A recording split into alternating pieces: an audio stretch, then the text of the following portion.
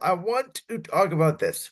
Now, I'm not the biggest Olympic guy in the world. The Summer Olympics are coming up, and I will, not be watching the swimming or, the other competitiveness that are in these Olympics. They're just on for me way too late, either obviously in the middle of the night or early in the morning. If I get a chance on a weekend or something and the women are playing the basketball, maybe I'll catch it. Obviously, we have the men's basketball team, but that's where I want to talk about today because the men's basketball team, really outside of 2004, has obviously dominated the Olympics. And I think more so back in the past than in today's world. It's sort of less about patriotism. I think, patriotism, if I do say so myself, in most of the country, is sort of dead, even though, one presidential candidate doesn't think so, and the other presidential candidate may be falling asleep at the wheel. Whose side am I on? You don't really know, do you? That's the Gold Brains world as we love to talk sports here. But the reason why I wanted to talk about the Olympics is because, again, there is this sense of pride of, US, they have to go for the gold. If they don't win the gold, it's going to be a failure. And when you take a look at this US men's Olympic roster, you got to first take a look at the coaching staff.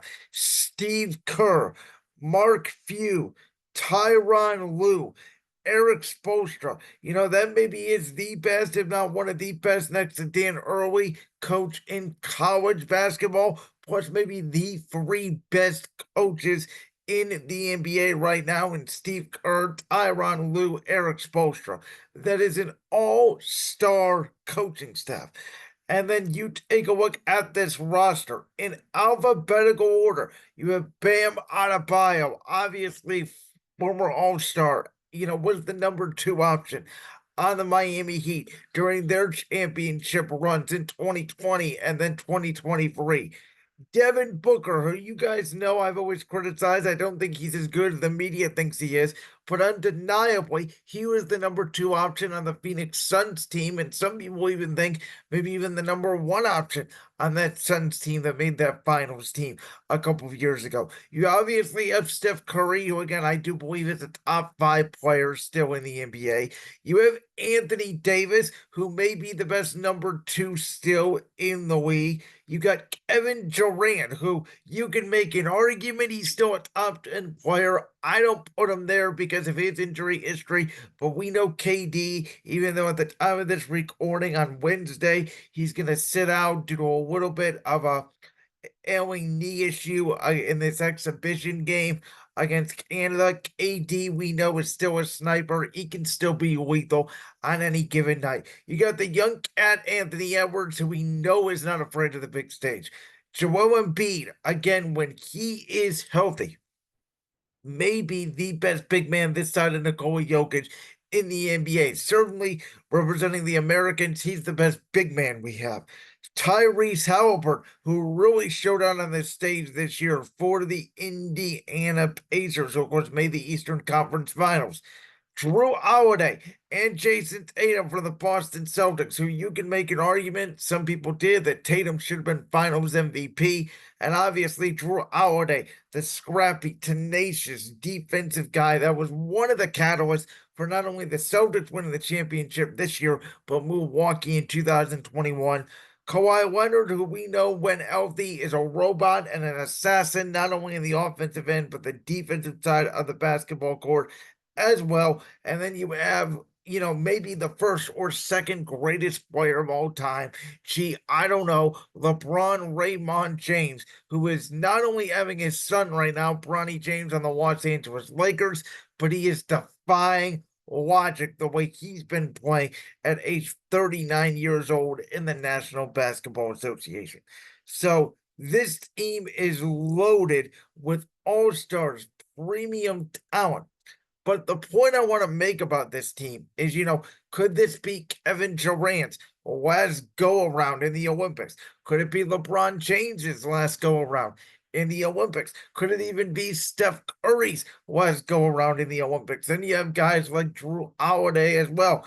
Could it be a Kawhi Leonard's let's go around in the Olympics. Even though he is 31, 32 years old, we know he has arthritic knees. How much longer is Joel Embiid going to last? So, with all these questions about this Olympic team, and obviously the age of the NBA, and we're seeing this in the NBA. Yes, we have younger stars like Tyrese Halliburton, like Jason Tatum, like Anthony Edwards, coming on the scene. But they're young guys, and we don't know yet. I believe Anthony Edwards has that equality, but I still don't know if Jason Tatum has that equality. I still don't know if Tyrese Halliburton has that equality. So even though in the real NBA, the younger stars are taking over the league, I still feel like that the Olympics, and listen, we all know that when it comes to the Olympics, international talent is getting better.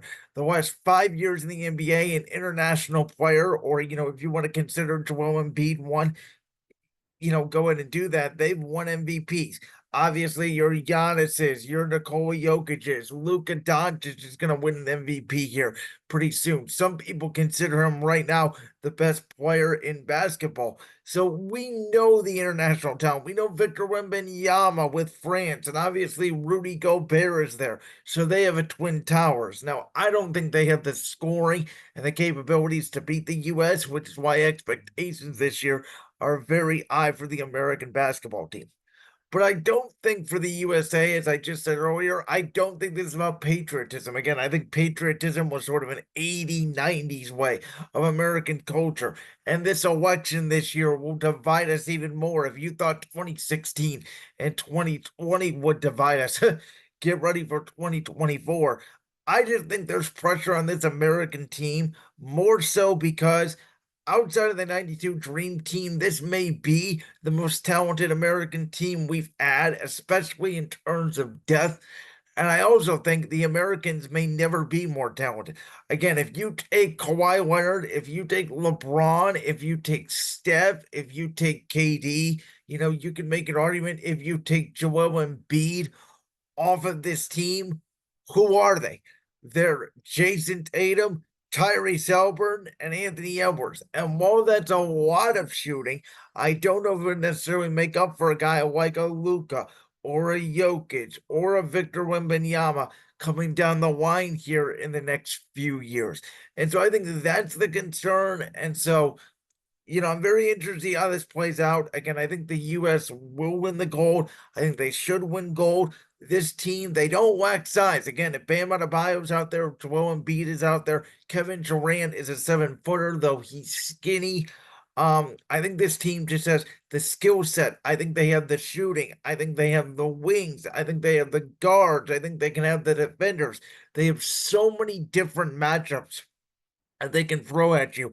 I mean, think about this starting lineup you could potentially theoretically have. Steph Curry, Kawhi Leonard, Kevin Durant, LeBron James, and Joel Embiid. And then coming off the bench, you have guys like Drew Holiday, Tyrese Halliburton, Jason Tatum, Devin Booker, Bam Adebayo. I mean, that second unit may not be a championship team, but it is a playoff unit, maybe a second round unit.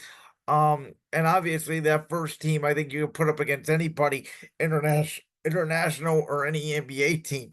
I think you could put that up even against the 92 Dream Team, and the talent there with the shooting could certainly give them a run. So this is the year for US. I hope they do well. Again, I'm not the biggest Olympic guy in the world, but I think it's very fascinating as we get this transition, as I talked about at the beginning of the postseason. We had the transition between the older players and now the young players in the NBA. We're going to get that in the Olympics in 4 years as well. Like that clip from the Brand's World podcast? If so, make sure you go down there and hit that subscribe button. While you're down there hitting the subscribe button, make sure to also hit the notification bell so you never miss another upload. And make sure you check out all the other clips from the Brand's World podcast right here on YouTube.